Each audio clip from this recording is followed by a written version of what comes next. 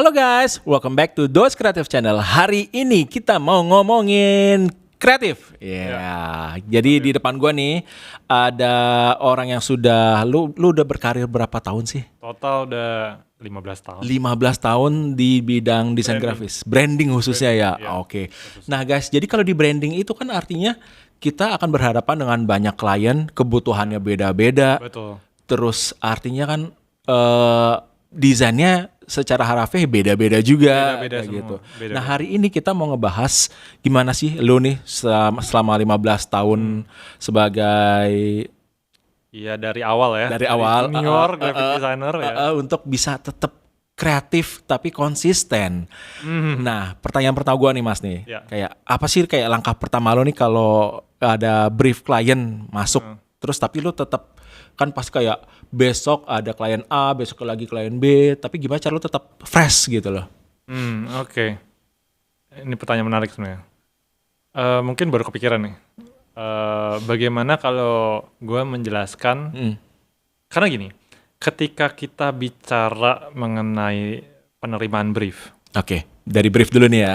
karena gini, kadang-kadang kita memang saat ini kan Mas Adi bertanyanya ke saya sebagai posisi as a creative director. Betul. Tapi gue juga mau menyampaikan bagaimana persepsinya pada saat gue posisinya dulu sebagai junior, Nah, senior, nah. director, dan Wow. creative director. Gimana nih? Nah, itu penerimaannya berbeda-beda. Beda-beda. Oke, contoh, waktu itu sebagai junior. Junior. Sebagai junior, pertama kali mulai nyentuh namanya branding, bisa dibilang gue merasakan namanya yang kreativitas tuh mandek. Mandek. Wow. I mean, gue nggak akan jadi yang sekarang kalau gue nggak ngelewatin fase itu. Betul banget. Betul nggak? Betul banget. Tapi kadang-kadang justru banyak orang yang ngelupain itu. Dia nggak mau terjadi itu, tapi dia mau langsung posisinya seperti ini. Bener nggak? Bener kan? Iya. Kadang-kadang tuh orang selalu Setuju. dulu, kalau pada saat gue sebagai junior, ini mungkin sebelum gue di Rubik Cube, adalah yang gue lakuin satu sih. Gue cuman harus punya pemikiran dan mindset nggak boleh namanya mundur. Jadi maju terus. Kadang pemikiran ini tuh nggak gampang gitu loh. Ketika nerima brief yang susah, susah itu kan juga relatif ya. Iya. Susahnya gue sekarang, susahnya dulu. Ya. Mungkin brief yang sama di gue sekarang gampang. Enteng. Di dulu susah banget, ya kan? Iya, betul banget. Itu susah banget, gue nggak mungkin bisa. Iya. Tapi ada satu keyakinan di mana gue itu pengen terus naik, dan gue nggak pengen berhenti cuman as a junior. At that time pertama kali masuk junior, sebenarnya gue nggak gitu suka dengan kata junior. Gitu. I don't like it at all. Okay. Kesannya gimana gitu ya? Karena di kampus, di kuliahan, gue orang yang cukup selalu pengen tuh kayak be the best. Oke. Ketika masuk kantor dibilang junior. Junior Kok sih. junior sih, ya kan. Tapi di satu sisi setelah melewati banyak fase pekerjaan, di situ baru gue ngerasa ada satu titik di mana oh emang gue tuh mesti lewatin fase ini. Baru gue bisa belajar apa sih artinya brief yang bener. Gitu. Karena kenapa? Waktu gue dapet jadi junior dikasih brief, mungkin gue cuman berpikir adalah susah, nggak bisa, nggak mampu, gimana nih, ya kan? Tapi justru challenge-nya di situ. Gimana caranya dari yang berpikir nggak bisa, tapi gue pulang dari kantor, gue masih harus nyoba, gue harus buka komputer lagi, gue coba sendiri. Buduh. Di luar dari pekerjaan kantor. Serius? Iya. Oh. Every night. Setiap malam. Gila lo. Cara untuk bagaimana kita bisa mengatasi kelemahan kita pada saat nerima brief adalah nggak ada cara lain selain improve diri sendiri. Kalau dari kecil udah sadar sih? Bukan udah sadar. Dalam artian gini, dari sejak kuliah, gue dulu nggak pernah tahu mengenai namanya branding. Ada satu dosen namanya Bu Anissa, pernah dengar nggak? Atau Bu Carolina salah satunya lah. Oke, itu kenal. Tahu lah, kenal ya. Halo Mbak. Oke. Nah, beliau mengajarkan banyak hal mengenai tokoh-tokoh branding. Jadi pertama kali dikenalin adalah, oh branding itu di luar ini ada lender, ada ini, ada itu, ada ini, ada itu. Oke. Di situ gue mulai terbuka, gue belajar, gue buka semua itu dan gue lihat ada banyak orang-orang di situ yang hebat-hebat. Pertama banget yang gue buka adalah dulu Pentagram. Which is di situ gue ngeliat ada profilnya Paula Scher, Michael B. Root di situ. Di kepala gue pada saat gue kuliah cuma ada satu. Gue mau jadi kayak mereka. Gue mau jadi kayak mereka. Dalam artian gue nggak perlu jadi legend, tapi gue mau jadi kayak mereka dalam artian yang gue desain itu bukan visual. Yang gue desain adalah sebuah narasi. Yang gue desain adalah sebuah konsep. Jadi bukan cuma cantik. Karena di situ tuh ada kata-kata gini. Yang sampai pada saat junior tuh gue pakai kata-kata itu adalah ngedesain itu bukan tentang bagus dan jelek. Betul. Mendesain itu tentang benar atau salah. Bagus dan jelek subjektif. Iya. Makanya kenapa di situ yang membuat gua selalu berusaha, gua nggak pengen cuma buat desain yang bagus. Gua pengen tahu banyak ini itu. Kuncinya jadi desainer sejak dari junior sampai posisi senior graphic designer, yang gua perbanyak itu bukan tentang referensi visual. Apa tuh? Tapi adalah bacaan tentang pengetahuan, Wawasan lo. Karena perjalanan sampai ke sini gue ketemu banyak banget orang. Dulu ada satu anak intern, dia bilang gini, desainer tuh simple katanya, cuma satu. Di satu isinya cuma wawasan doang sama pengetahuan. Kalau lu nggak ada wawasan pengetahuan, lu nggak bisa ngerjain apa-apa. Nah itu gue rekam tuh sampai sekarang. Dan setelah dijalanin sampai ke fase 2-3 tahun kerja, terima brief sana sini udah mulai berbeda-beda tuh. Dari yang mulai kecil sampai yang udah mulai corporate besar. Di situ ada masa di mana gue teringat lagi ke masa lalu. Kayak, ya juga ya. Sekarang itu kayak gue udah belajar A sampai Z. Tapi itu hanya dalam satu karir gue sebagai desainer. Mungkin kata orang itu bener.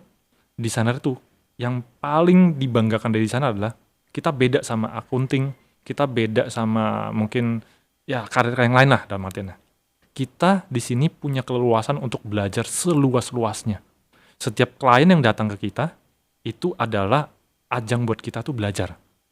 Kita yang nggak tahu jadi tahu. Contoh kayak dulu ada project bir. Gua nggak pernah minum bir. Gua anti banget minum bir. Tapi di situ gua harus coba. Gue harus belajar, gue harus tahu bir itu dari mana, ada berapa jenis, model brewingnya seperti apa, di mana pertama kali ada. Nah itu semua kita pelajarin. Kemudian itu apa? Untungnya bukan buat klien, buat kita. Buat kita sendiri yang belajar itu. Betul.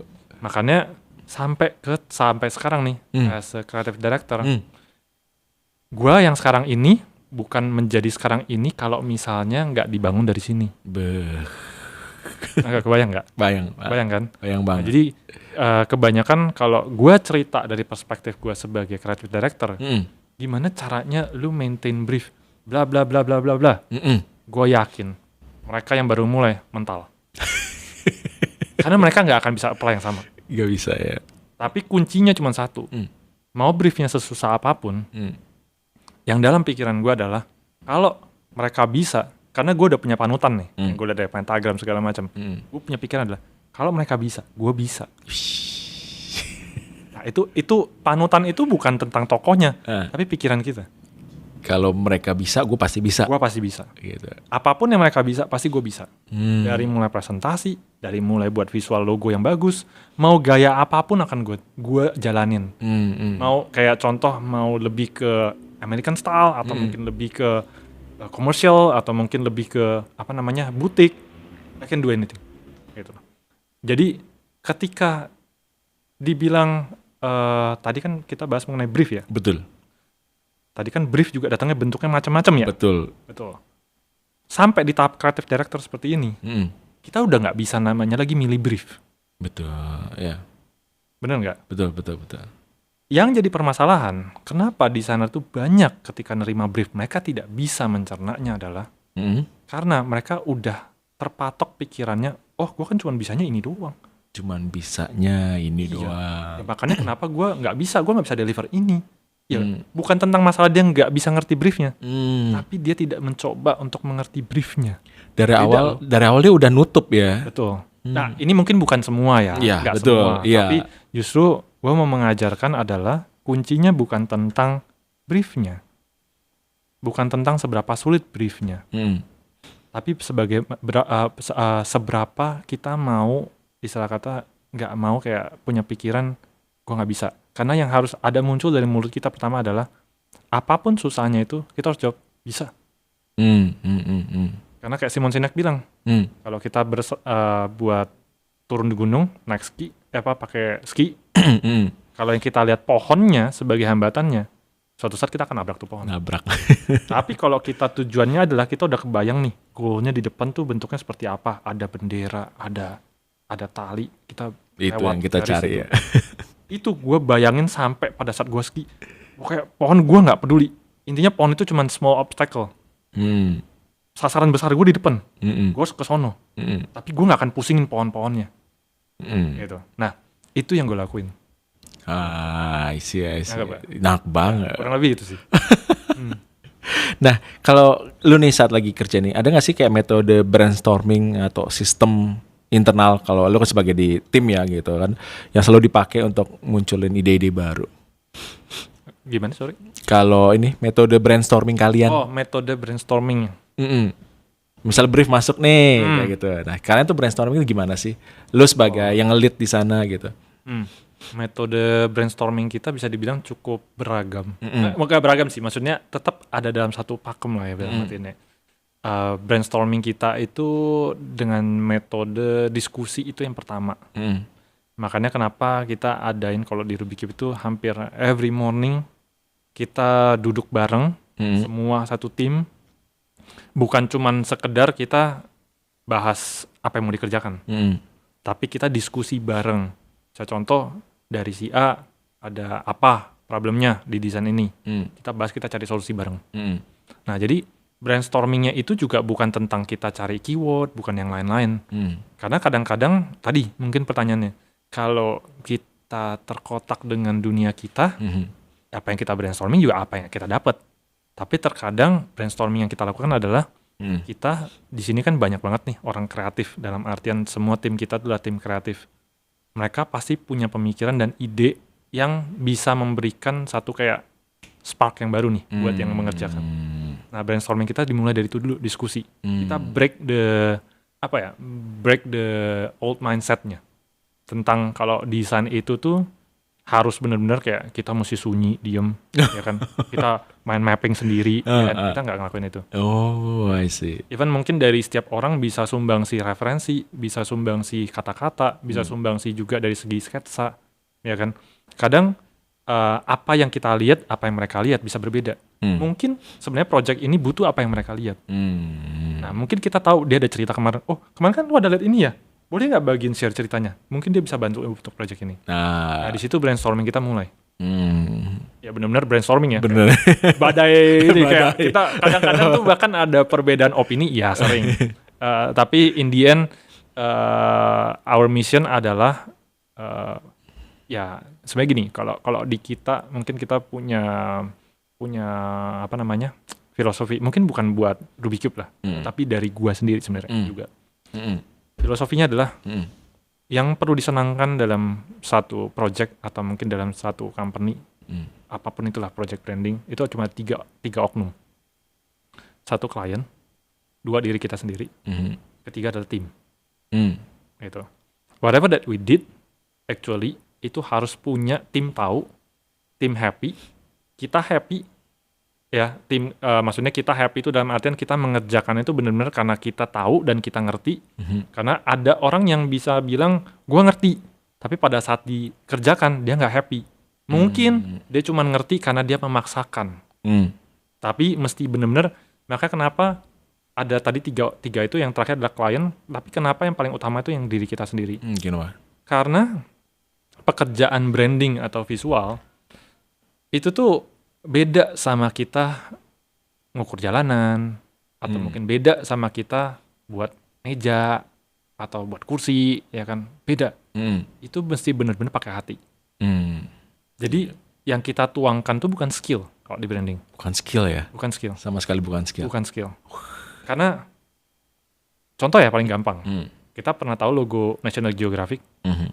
Buat kotak gampang kan, kuning, square, rectangle. Siapa yang nggak bisa? Ya nggak sih? Iya, betul. Anak SD juga bisa. Iya. Ya kan? Tapi hati yang ditempatkan itu bukan cuma mentok, oh gue buat logo selesai nih kotak. Enggak. Tapi dia hati yang dituangkan adalah bagaimana extensionnya sampai di TV-nya, bagaimana kuningnya itu keluar, di majalahnya, ya kan di ini semua kuningnya itu keluar konsisten. Itu harus pakai hati. Kalau nggak pakai hati, yang dia kerjakan hanya apa yang ada di depan mata. Iya, betul juga sih. Nah, itu yang buat apa yang membedakan. Kadang-kadang kan kita ada kategori bad designer, good designer, and great designer. Great designer. Yes. Kebanyakan orang masih di bad atau good. Ya, good designer orang ke tempat printing samping kampus atau apa minta dibuat logo icon, ya good designer. Ya nggak sih? Mereka buat logo cepat buat anak kuliahan juga atau buat warung-warung dia juga itu good designer. Good. Tapi great designer dia nggak cuma berhenti sampai situ. Great designer itu yang tadi mesti telan banyak ilmu, mesti berani keluar dari comfort zone-nya, mesti berani keluar dari mindset yang lama. Bagaimana dia harus belajar dan adapt the trend. Nah, itu yang mesti dikejar sebagai great designer. Nah, makanya di sini yang kita mau juga dari setiap designer adalah mereka jadi seperti ini. Makanya tadi pertanyaannya adalah gimana caranya brainstorming, kita ajarkan dari situ dulu model utamanya. Karena nggak mungkin seorang desainer tuh bisa hebat dengan sendiri. Itu nggak mungkin. Ya, desainer tuh hebat karena ada di sekelilingnya orang kreatif yang bisa bantu mereka naik. Gitu. Oke. Gitu sih. Oke, Mas, gue penasaran nih. Kan lu kan juga pasti setiap hari nemu klien baru kayak gitu, request mereka. Gimana sih cara lu biar tetap kreatif kayak gitu loh? Kayak apa ya? Kayak kalau misalnya di luar dari kerjaan, lu tuh ngapain aja sih Mas gitu? Kayak kayak lu butuh asupan untuk kreatif apa gitu supaya menjaga tetap kreatif?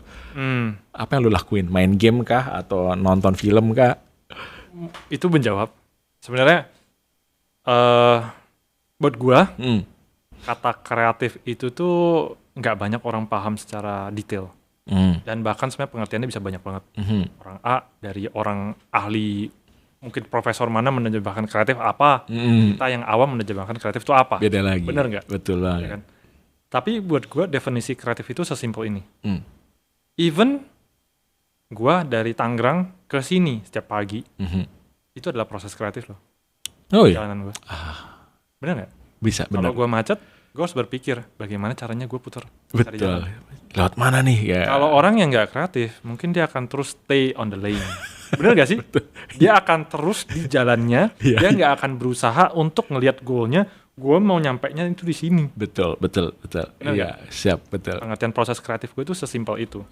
Jadi ketika dibilang, kan banyak orang bilang kayak, oh kreativitas gue mandek nih, kreatif blok lah, bla bla bla. Jujur, gue pernah di posisi itu. Tapi di satu sisi, I don't believe that word. Oh iya? I don't believe that word. Kenapa tuh? Menarik nih. Kenapa? Karena pada saat gue kena namanya ada creative block, itu bukan karena gue nggak bisa berpikir kreatif. Apa yang terjadi sama lo? Karena pada saat itu memang gue dalam posisi agak lelah. Itu yang membuat fisik gue jadi nggak kuat untuk support, untuk berpikir lebih.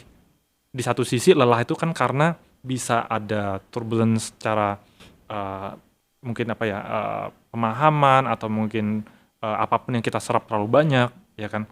Tapi gue nggak pernah percaya dengan kata setiap orang itu nggak bisa berpikir kreatif pada saat itu. Nggak mungkin.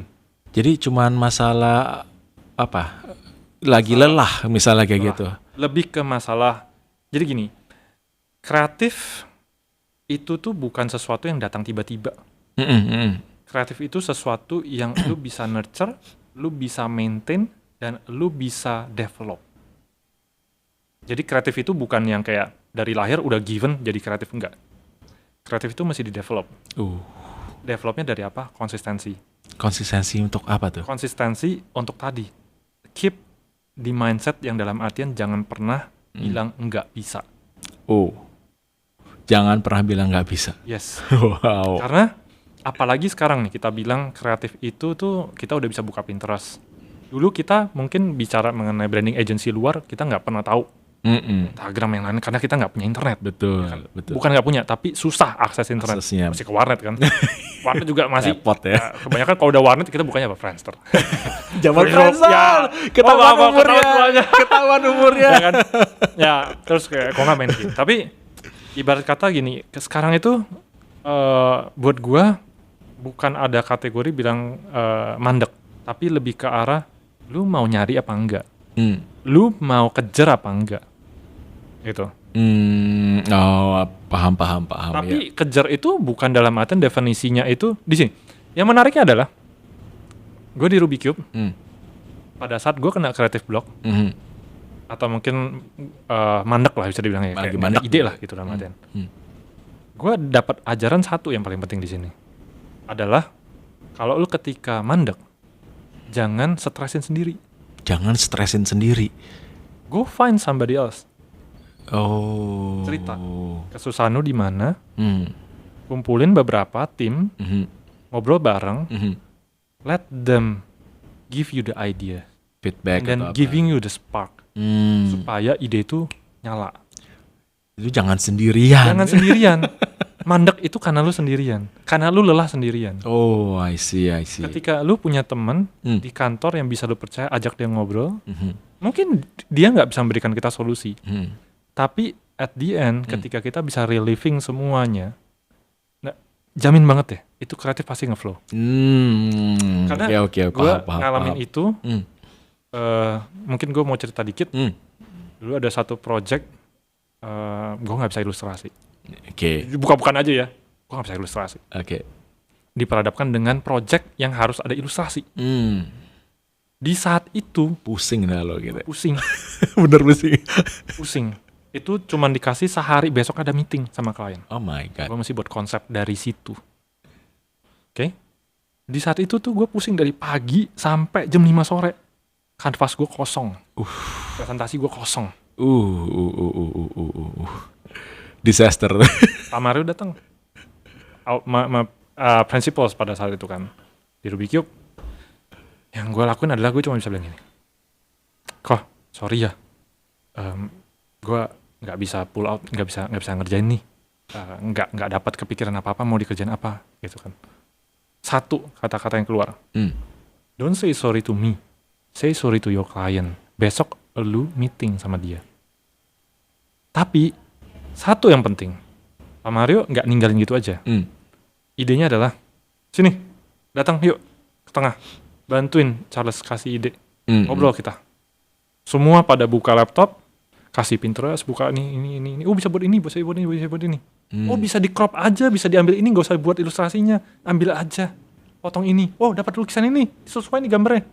Oh dari situ tuh baru, teng. Langsung datang. Wah datang semua. Oh iya. Dalam artian tuh langsung, oke, got it, gue bisa kerjain. Oh. Hanya dalam waktu hitungan 3-4 jam itu selesai presentasinya. Besok datang ke klien presentasi dengan PD-nya, klien super happy. Dan dia nggak tahu di balik itu. Nggak tahu. Ya anyway, klien nggak akan pernah mau tahu mengenai. Betul, Yang mereka mau tahu adalah kita dibayar untuk kita get the result for them. Bagaimana bisa buat bisnisnya mereka jalan. Kita di sini adalah punya peran untuk bisa bangun itu. Nah, tadi yang gue bilang, kalau di saat itu gue masih dengan pakai mindset gue bilang sorry terus, gue sampai sekarang nggak akan berkembang. Bener nggak? Betul. Nah, sekarang gue belajar banyak dari apa yang sudah dilakukan. Tadi yang gue bilang, kreatif itu, konsistensi itu mesti dibangun dari kecil, dari junior tadi.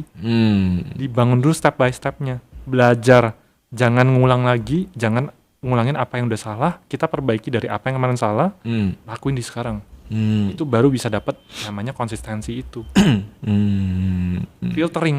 Jadi selama perjalanan itu, makanya banyak orang tuh yang junior baru 2 tahun, setahun udah nyerah. Salah besar. Karena apa? Lu baru cuman tahu doang, tapi lu belum ngelakuin, lu belum filtering, lu belum adaptasiin, lu belum jadi apa yang sebenarnya lu mau lakuin, lu nggak tahu.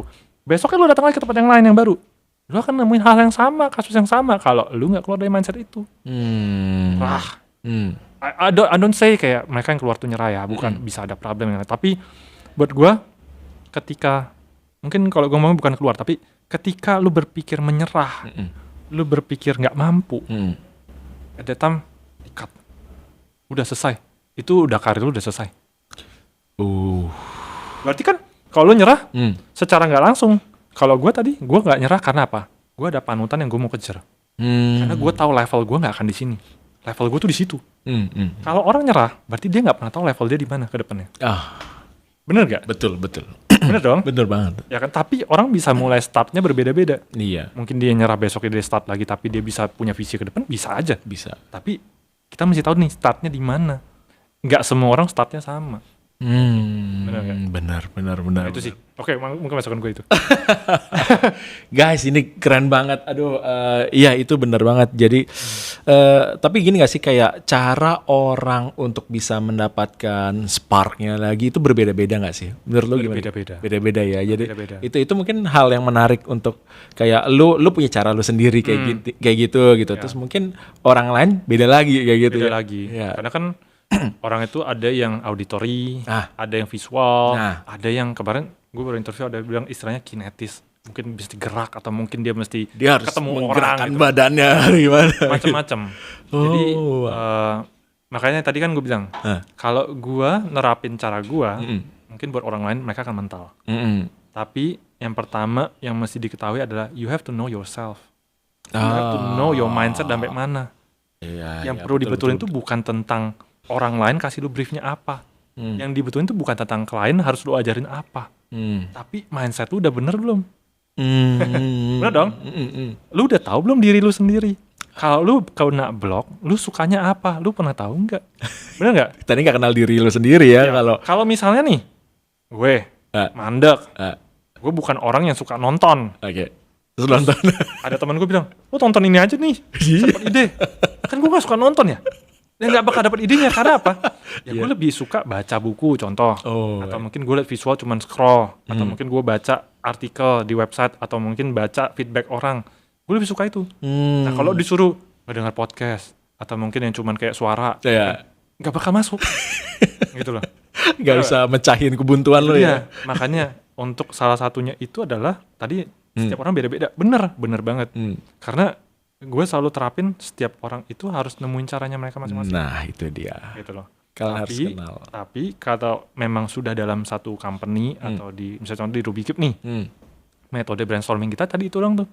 Bagaimana kita tetap harus bisa build the communication dulu. Itu dulu yang paling penting. Gitu.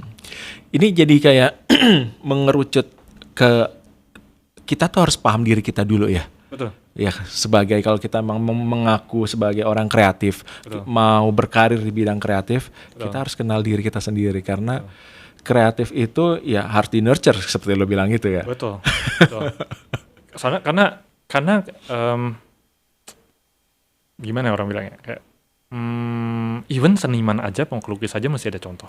Betul. Setidaknya ada sesuatu yang tergambar di kepala dia. Betul. Benar nggak? Betul. Kalau nggak ada sesuatu yang tergambar di kepala dia nggak akan bisa mengembangkan itu menjadi sesuatu yang baru. Iya, betul. Benar nggak? Betul. Berarti kan ada sesuatu yang dilihat dulu, ya kan? Ibarat kata yang sering gue suka pakai istilahnya buat tim adalah, gue juga nggak percaya dengan kata-kata think out of the box. Gimana tuh? Itu kata-kata yang menyesatkan menurut gue. Think out of the box, oke. Yeah. Gimana menurut lo? How come you can think out of the box tapi you nggak tahu boxnya? Iya, betul. What are you talking about? You think out of the box, tapi you boxnya aja nggak ngerti. You nggak tahu rule-nya, you nggak tahu guideline-nya, you nggak tahu datanya, Get it. you nggak tahu konsepnya, tapi you want to think out of the box. Tiba-tiba jeng-jeng the keluar visual. Itu not a solution. Itu cuman kayak mau gue dong jadinya. Jadinya mau gue. Iya, betul. Kreativitas itu mesti dilandaskan itu. Jadi nggak bisa yang cuman sekedar sesuatu yang wow, nggak bisa sesuatu yang bagus doang. Tapi kreativitas itu harus dilandaskan dengan tadi benar atau salahnya. Gitu. Karena in the end kreativitas yang benar itu harus bisa disalurkan menjadi solusi, bukan cuman menjadi estetis doang. gitu. Gitu. Siap. Oke guys, hari ini kita dapat materi yang berat sekali nggak? Tapi justru gue yakin ini bakal bermanfaat ya. Kalian mungkin bakal mulai sadar kalau oh iya ya, mulai dari diri gue sendiri dulu kayak gitu.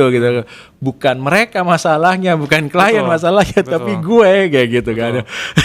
Betul. Jadi cobalah kalian lebih memahami diri kalian sendiri dulu, kenali diri kalian sendiri, terus habis itu baru kalian bisa tektokan lah ya dengan tim, dengan atasan, dengan klien. Betul ya? Betul. Siap. Mas Charles, terima kasih banyak buat Thank you juga. Mas wawasannya hari ini. Mungkin beberapa orang lupa ya kalau yang harus dipikirin itu memang dirinya dia sendiri dulu. Itu yang penting. Betul. Sih. Betul. Oke, guys, terima kasih sudah menyaksikan Dos Creative Channel. Ada gue Adri dan juga Charles. sampai jumpa di video berikutnya. Dadah, Dos out.